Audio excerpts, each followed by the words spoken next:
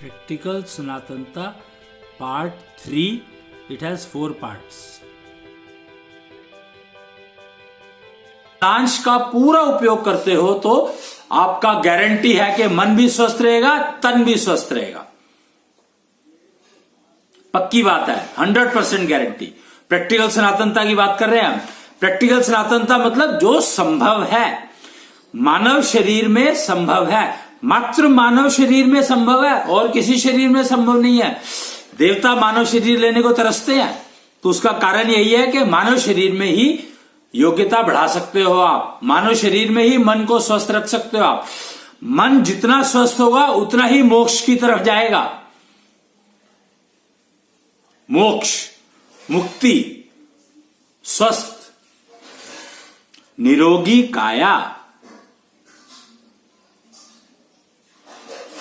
तो तन दर्पण बनाना है, तन को दर्पण बनाना है हमें, मन अपने आप स्वस्थ हो जाएगा।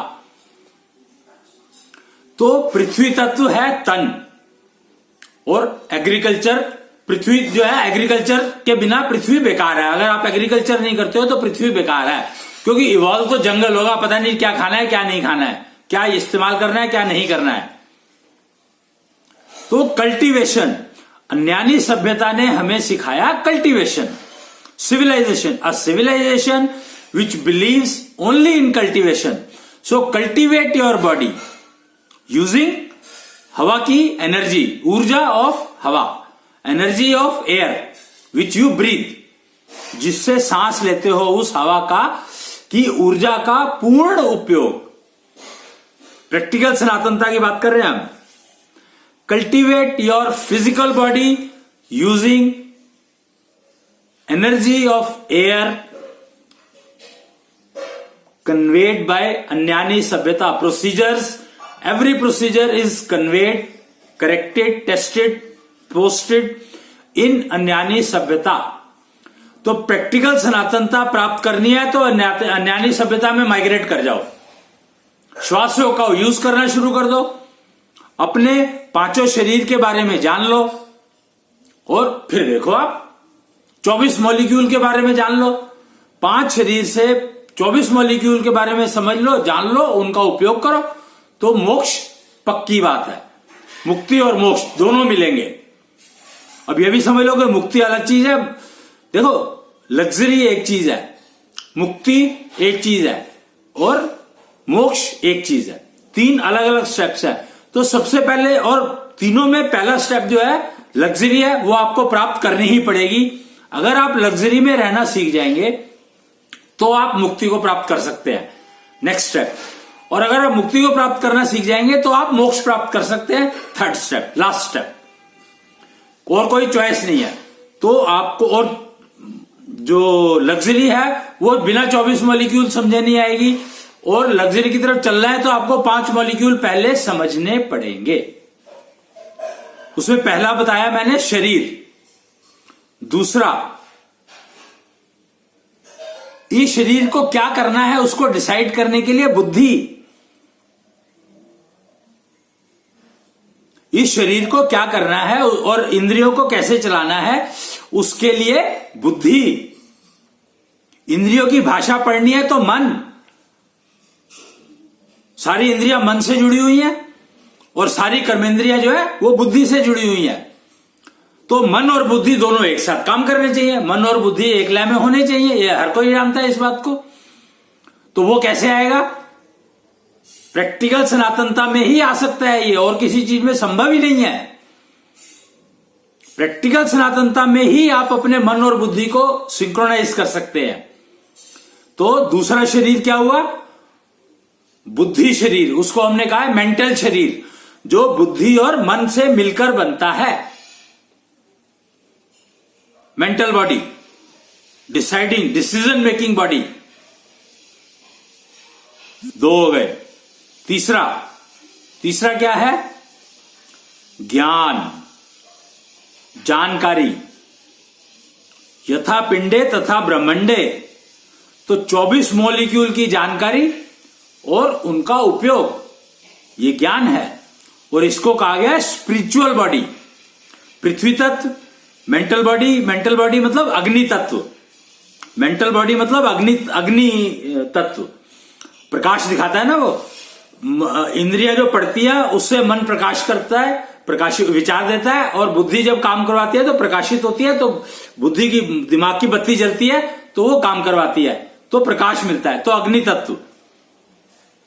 तीसरा ज्ञान, नॉलेज, आध्यात्मिक बॉडी के शरीर कहा गया उसको, तीसरा। चौथा क्या है? ऊर्जा, काम करने के लिए ऊर्जा चाहिए ना, तो वो ऊर्जा जनरेट करती है, कौन करता है? वायु तत्व, ट्रांसपोर्ट है, जनरेटर है। Natural source of natural energy generation वायु तत्व करता है। तो चौथी बॉडी हो गई ऊर्जा, एनर्जी जनरेशन। पांचवा शरीर आकाश, वो क्या है? वो क्या करता है?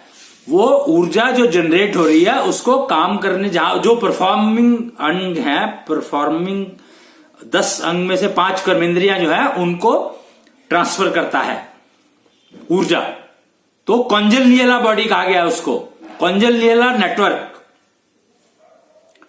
ये 5 चीजें आपको, आपकी जिम्मेवारी है प्रैक्टिकल सनातनता में। अगर आप जाना चाहते हैं, प्रैक्टिकल सनातनता मतलब षोडशी सनातनता का मतलब मैंने बताया था, सनातन का मतलब सब जानते हैं, आदि अंत एक जैसा, आदि से अंत तक एक जैसा। जो सनातनता था वो कहता है ना आदि है ना अंत है, दोनों तरफ से अनंत है। लेकिन प्रैक्टिकल सनातनता कहता है कि आदि से अंत तक एक जैसा। तो आदि मनुष्य का शुरू कब होता है?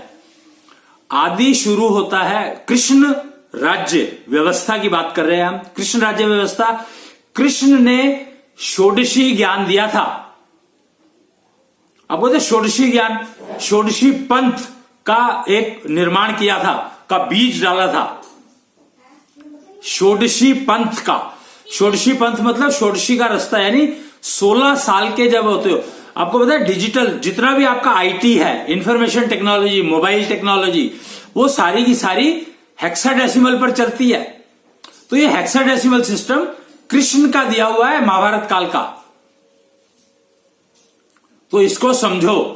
और 16 से आदि मतलब 16, जब आप 16 साल के होते हो तो आपका आदि शुरू होता है, और जब आप शरीर छोड़ते हो तो आपका अंत होता है।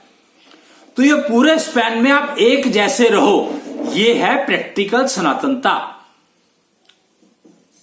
और यह संभव है प्राप्त करनी, गारंटीड 100% संभव है ये।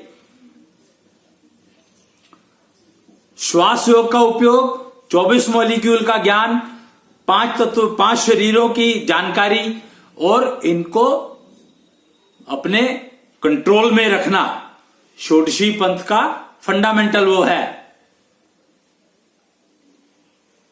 तो ये आप कर सकते हैं प्राप्त आराम से अपने जीवन में। प्रैक्टिकल सनातनता प्राप्ति का सर्वोत्तम समय शुरू हुआ है आज से।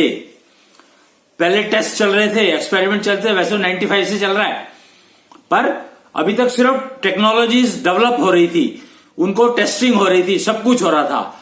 आज का दिन बहुत बहुत इंपॉर्टेंट है। 13 जनवरी आप समझ लो, 13 जनवरी होलिका जो है, होलिका को आप समझे, होलिका ने अपना बलिदान दिया था।